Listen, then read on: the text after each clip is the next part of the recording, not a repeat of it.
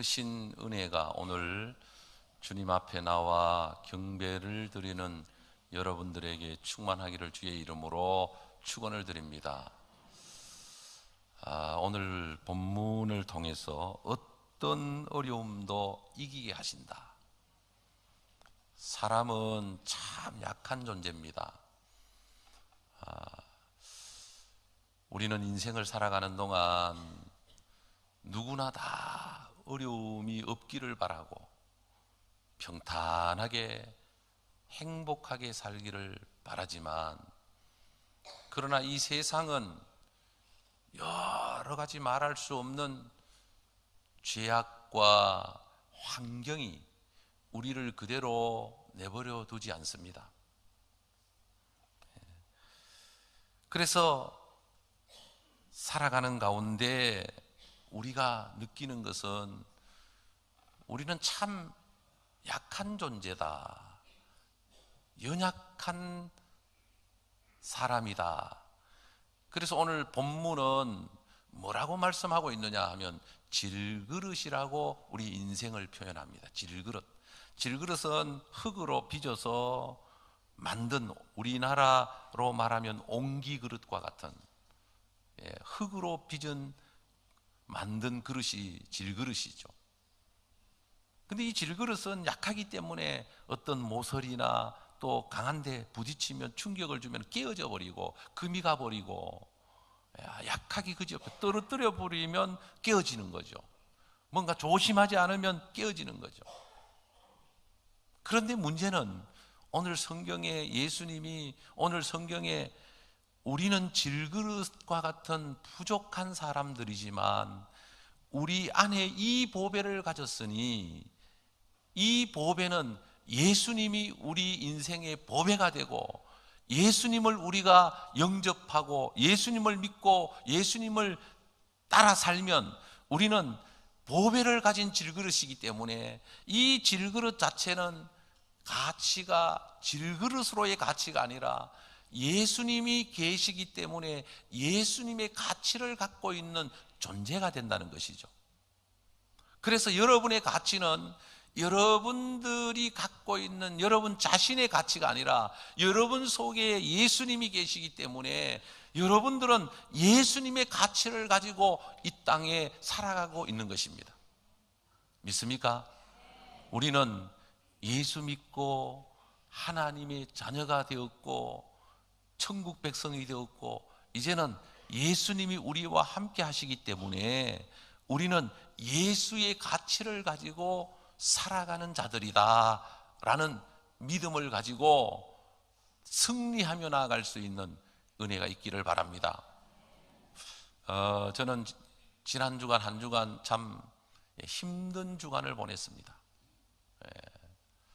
저는 누가 뭐라고 해도 동성애를 반대합니다.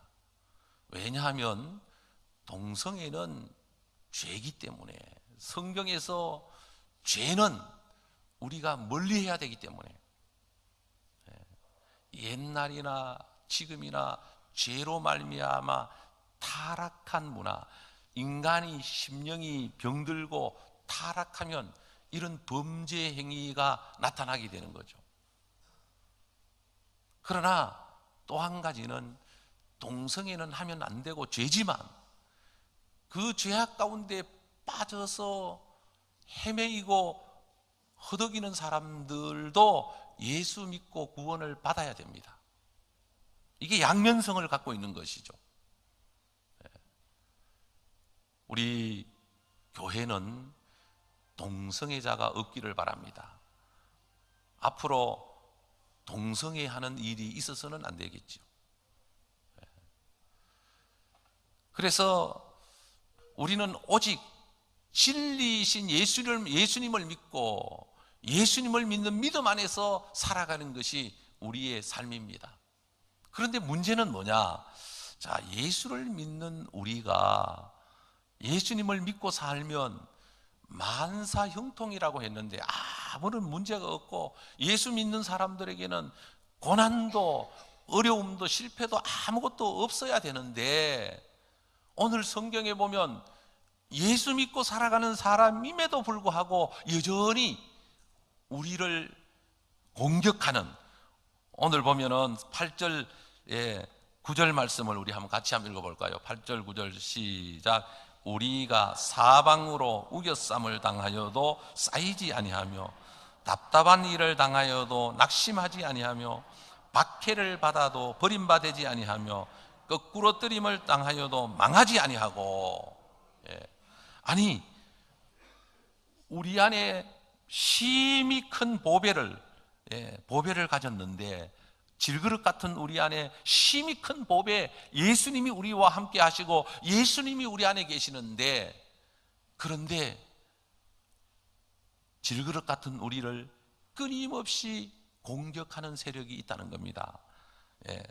첫째로 우리를 사방으로 우겨쌈을 하는데, 누가 사방으로 우겨쌈을 하느냐? 원수 마귀가 우리를 사방으로 우겨쌉니다. 이 세상은 공중권세를 잡은 원수 마귀가 역사하고 있는 세상이기 때문에 우리가 예수 안에서 잘 믿고 잘 살려고 할수록 원수 마귀는 우리를 공격하게 되는 것이죠. 그래서 어려움을 당한 다윗은 이런 고백을 합니다. 천만인이 나를 애워싸 진친다 할지어도 나는 두려워하지 아니하리이다. 사망의 음침한 골짜기를 지날지라도 해를 두려워하지 않는 것은 주께서 나와 함께 하심이라. 여러분, 꼭 죄가 있기 때문에 고난을 받고 어려움을 당하는 것이 아니라, 살다가 보면, 두 번째는 여러 가지 환경이, 죄악이 우리를 애워싸는 것입니다. 마르틴 루터는 종교개혁자인데, 종교개혁을 하는 가운데 회의에 빠졌습니다. 하나님 앞에 부끄러움을 느꼈습니다. 사람들은 자기를 교회 지도자요, 종교개혁을 추진하는 굉장한 인물로 알고 있지만, 자기가 아는 자기는 늘 부끄러운 죄인이었습니다. 사람들이 아는 그와 자신이 아는 그는 달랐습니다. 그래서 괴로워하던 그가 하룻밤이 늦도록 하나님, 나는 이렇게 많은 죄를 지었습니다 라고 고백을 합니다. 나는 희망이 없는 죄인입니다. 어떻게 해야 합니까? 하며 괴로워하다가 잠이 들었는데 꿈을 꾸게 됩니다. 한 천사가 나타나서 흙판에다가 마르틴 루터라고 쓰고 루터가 지은 죄를 하나하나 적습니다. 하나님이 알고 계시는 모든 죄를 적습니다. 그걸 보는 순간 감히 부끄러워서 얼굴을 못 듭니다.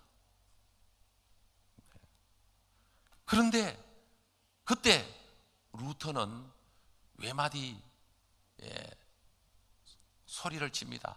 주여, 나는 죄인입니다. 나를 용서해 주세요. 주여! 라고 이제 소리를 칩니다. 그때 천사가 예수님의 이제 피를 그 루터의 죄에 이렇게 씻으니까 모든 죄가 깨끗하게, 예수님이 십자가에서 흘리신 보혈의 피로 천사가 와서 깨끗하게 씻어줍니다. 그래서 루터는 예수님의 보혈의 피가 자기의 죄를 도말해 주셨음을 믿고 잠에서 깨어나 참으로 기뻐 뛰며 주님을 찬송합니다. 다시 힘을 얻어서 종교개혁을 완성해 가는데 용기를 가지고 담대하게 개혁을 이루어가는 믿음의 삶을 살게 됩니다. 우리는 하나님의 은혜로 살고 있습니다. 하나님의 은혜는 우리가 지은 죄가 많지만 하나님이 십자가의 보혈로 우리를 깨끗하게 씻어 주시고, 예수 이름으로 우리로 하여금 하나님의 축복을 따라 살아갈 수 있도록 용기도 주시고 능력도 주시고 지혜도 주시고 은혜도 주시는 것이죠. 우리가 의로워서 하나님이 복을 주시는 게 아닙니다. 여러분, 혹시라도 착각하지 마세요. 나는 의인이라고. 내가 무슨 죄를 지었어? 나만큼 거룩하게 사는 사람이 있으면 나와보라 그래. 나는 반듯하게 살아가는 사람이야. 물론 본인은 그렇게 여길 수 있습니다. 그러나 우리는 십자가 앞에 서면, 우리는 주님 앞에 서면, 우리는 죄 아래서 태어났기 때문에, 우리는 죄의 환경 속에 살고 있기 때문에 죄와 환경이 우리를 애워싸고 우리를 공격해 오는 것입니다. 때로는 질병과 슬픔이 우리를 에워쌉니다. 병들고 싶어서 병든 사람 누가 있겠어요?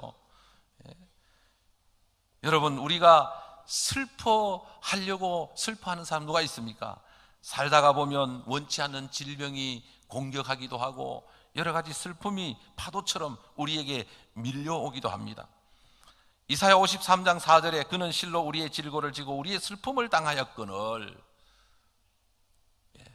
예수님은 우리를 위해서 채찍에 맞으셨고, 예수님은 우리를 위하여 징계를 받으셨고, 예수님은 우리를 위하여 고난을 받으시고 슬픔을 당하셨다. 그러므로 우리는 예수님을 믿고 믿음으로 살면 우리에게 다가오는 질병도 슬픔도 여러 가지 문제도 주님이 다 물리쳐 주시고 해결해 주시는 줄로 믿으시기를 바랍니다. 때로는 원치 않아도 가난과 저주가 우리를 우겨쌉니다. 가난하게 살고 싶은 사람 누가 있을까요? 철학이 있고 깊은 영성이 있으면 가난하게 살려고 생각하는 사람도 있겠죠. 그러나 우리는 본능적으로 다 부유해지기를 원합니다.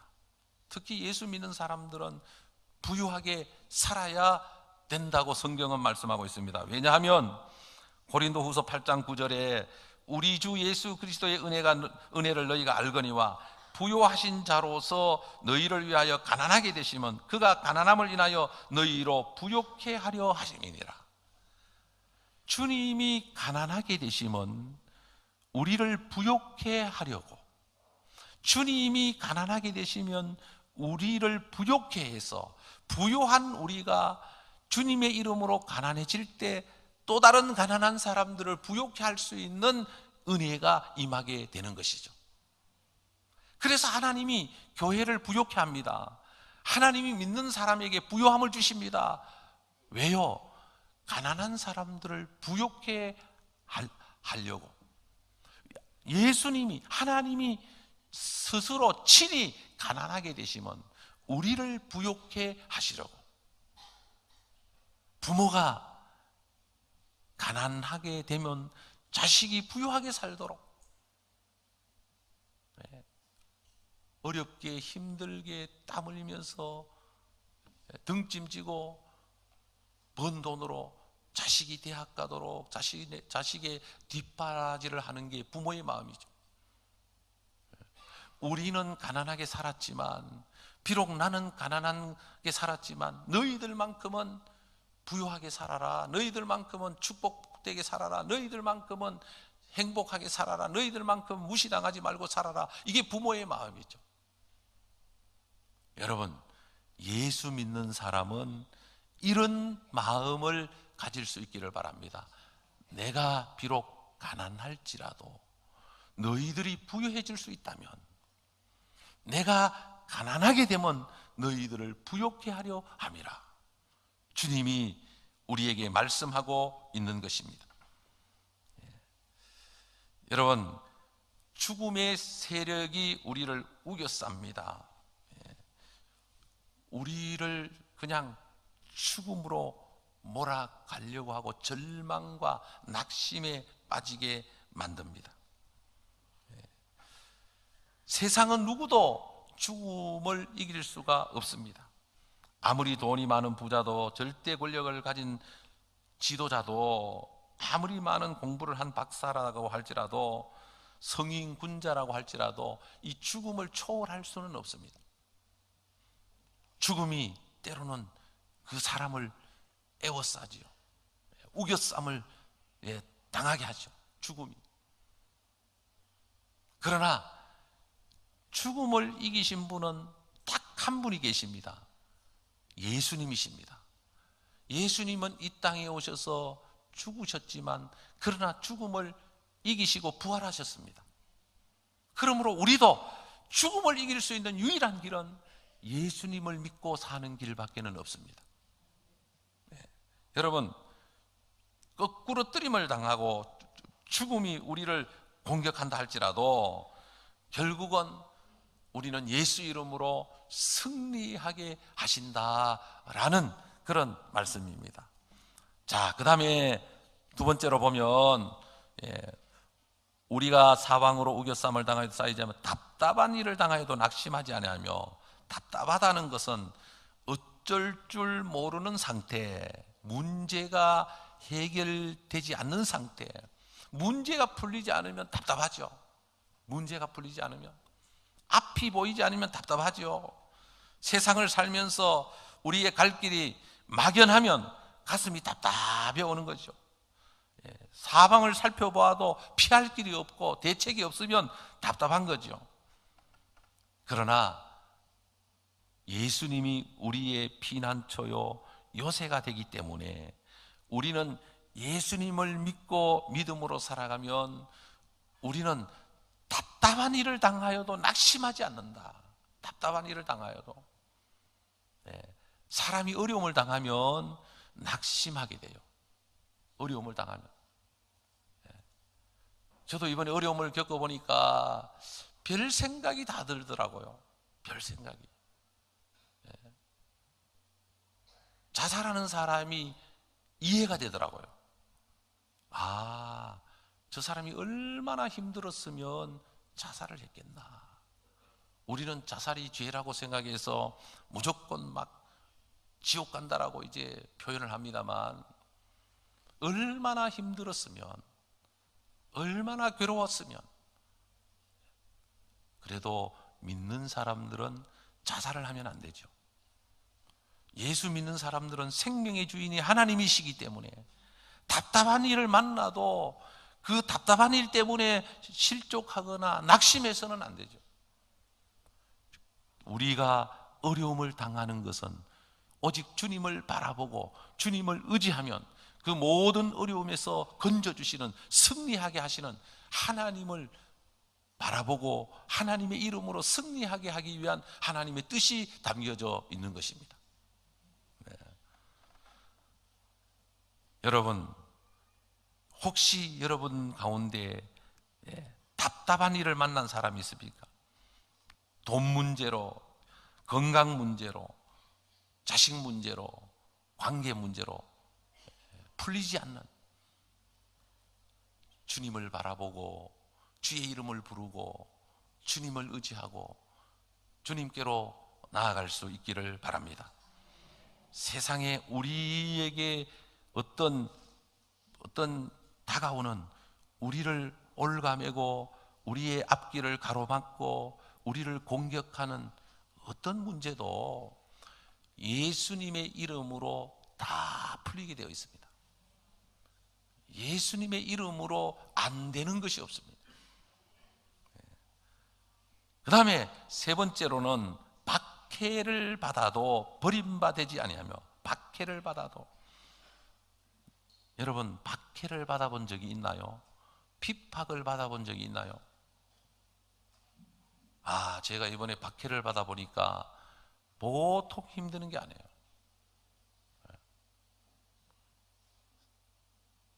사과를 하라고 해서 사과를 하니까 뭐 진심이 아니다, 뭐 온갖 소리를 다 해요. 그러니까 하라고 하는 대로 하니까 끝이 아니에요. 그걸 가지고 또 다시 꼬투리를 잡고, 지금 그래서 저희에 대한 비난을 매일 올려요, 인터넷에. 그래도 그를 미워하거나 원망하지 않고 위해서 기도해야 되는 거죠. 그래서 예수 믿는 사람과 안 믿는 사람의 차이가 거기에 있습니다. 제가 원래 목회를 35년째 하는데, 여러분, 제가 목회하면서 지금까지 교회를 섬기고 교인을 미워해서 공격해 본 적은 없습니다. 어떤 일이 있어도 허물이 있으면 덮어주고 이해하려고 하고 위로하고 하지, 내 마음에 안 든다고 공격하고 그냥 비판하고 저거는 죽여야 돼 이렇게 해본 적이 없습니다. 여러분, 우리가 예수를 믿을수록 사랑을 잃어버리면 안 됩니다. 정의를 위해서 살아야 되지만 정의 때문에 사랑을 잃어버렸다면 그것은 또 다른 칼이 될 수가 있습니다. 우리는 박해를 받아도 버림받지 않습니다. 기독교 역사, 성경의 역사를 보면 박해받는 사람들이 많이 나옵니다. 복음을 위해 살다가 박해받은 사람들이 많습니다. 순교당한 사람도 많습니다. 다니엘의 세 친구들은 우상 앞에 절하지 않는다고 풀무불 속에 집어 던짐을 받습니다. 이 세상은 보면은 악인이 더 잘 되어 보이는 경우가 참 많습니다. 바로 살려고 하면 할수록 힘들고 어려울 때가 많습니다. 그러나 사람은 몰라도 하나님은 다 알고 계십니다. 하나님은 다 보고 계십니다. 누가 그런지 옳은지 여러분, 하나님은 다 알고 계십니다. 우리는 하나님의 어떤 면전 앞에 하나님을 의식하고 살아가는 것이 신앙이죠. 하나님이 없는 사람이야 무슨 일인들 못하겠어요. 그러나 하나님이 계시기 때문에 우리는 하나님의 마음을 갖고 우리가 인생을 살아가게 되는 것이죠. 어떤 문제가 닥쳐와도, 어떤 위기가 닥쳐와도 우리는 그 문제를 바라보고 답을 찾는 것이 아니고 주님을 바라보며 주님이 답이기 때문에 문제는 문제가 되지 않는 것이죠. 이스라엘 역사를 보면 하나님이 함께 하시면 박해를 받는 자가 오히려 박해를 하는 자를 이긴다는 것을 알게 됩니다. 세월이 지나면 누가 옳고 그른 게 드러날 것입니다. 그렇다고 제가 잘했다는 얘기는 아닙니다. 저도 부족함이 참 많습니다. 그런데 우리는 믿는 사람들은 세월이 지나고 나면, 오랜 세월이 지나고 나면 누가 옳은지 그른지를 알게 됩니다. 제가 몇 교회에서 목회를 했는데 제가 목회한 교회 여러분들이 아마 다 전화를 해보면 알 거예요. 이용우 목사가 목회를 하면서 어떻게 했는가? 요즘은 비밀이 없습니다. 다 공개가 됩니다. 혹시라도 제 때문에 상처받은 분이 계신다면 용서해 주십시오. 제가 혹시라도 말 한마디 잘못해서 여러분들에게 상처가 됐다면 말씀해 주시면 제가 용서를 구하겠습니다. 우리는 예수 안에서 살아가는, 우리는 주님의 사랑 안에서 살아가는 저와 여러분들이 될 수 있기를 바랍니다. 그래서 10절 결론입니다. 우리가 항상 예수의 죽음을 몸에 짊어지면 예수의 생명이 또한 우리 몸에 나타나게 하려 함이라. 예수가 없는 삶은 아무것도 아닙니다. 우리가 아무리 이 세상에서 성공하고 이 세상에서 뭐 대단해도 그 속에 예수가 없으면 아무것도 아니에요. 그러나 반대로 아무리 어렵고 답답한 일을 만나고 우겨쌈을 당하고 그 구리 못들림을 당하고 어떤 어려움을 당해도 그 안에 예수님이 계시면 주님은 그를 승리자로 만들어 주십니다. 예수의 생명이 우리 안에 나타나게 하십니다. 질그릇이 깨어지는 순간 그 속에 보배인 예수가 드러나는 거죠. 우리의 질그릇이 깨어지는 순간 우리는 보배가 되는 예수님을 자랑하고 예수님을 높이고 예수님을 증거하게 되는 것이죠. 이런 역사가 우리에게, 여러분들에게 충만하기를 주의 이름으로 축원을 드립니다.